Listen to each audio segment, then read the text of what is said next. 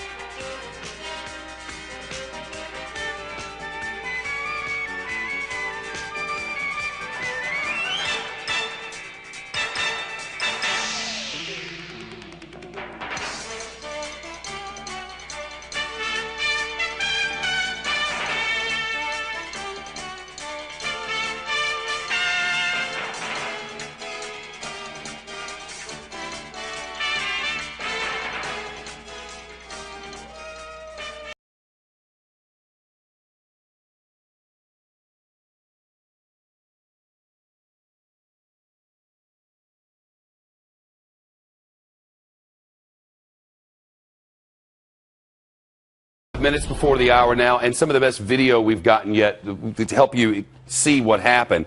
This is the area not far from where the jet went down, and apparently this person with a home camera or a phone or something hears a noise, points in the direction of the noise, and I'm going to take this video full screen now, and I'm going to play it. If you could take it full in the booth. There we go. Now watch in the center of the screen right on the horizon.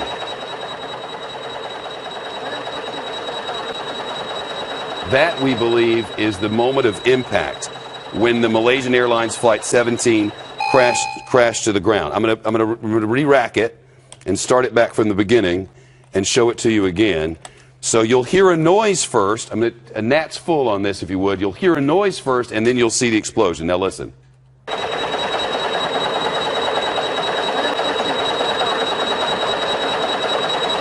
Now, as you see this, look at the sky above it. There's no trail of smoke at all, right? You don't see any smoke descending, which would indicate potentially that this plane was not on fire when it hit the ground. And as it was descending, keep in mind, we've shown you pictures of people strapped into seats, of large portions of the plane with no indication of fire at all.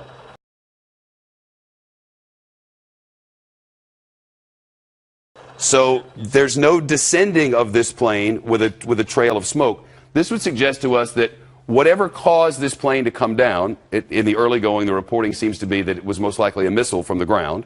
Of course, that could change. But whatever it was, it must have struck the plane in a way such that it didn't cause a fuel explosion.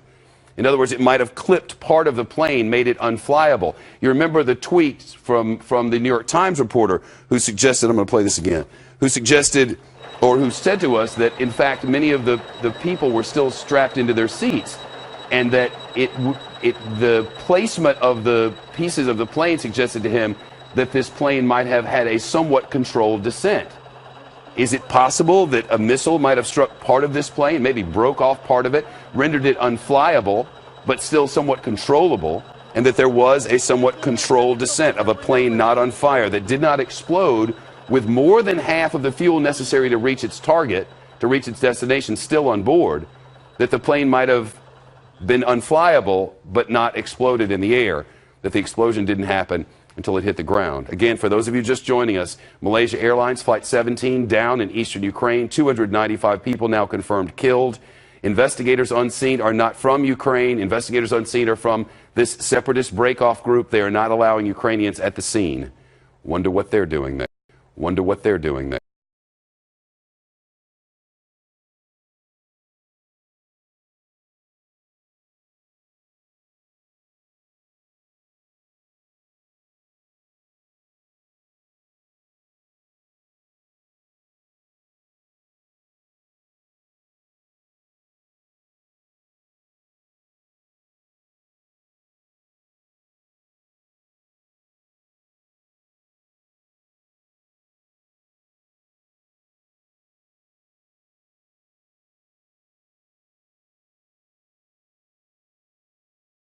На территории самопровозглашенной Донецкой Народной Республики упал малазийский самолет Boeing 777.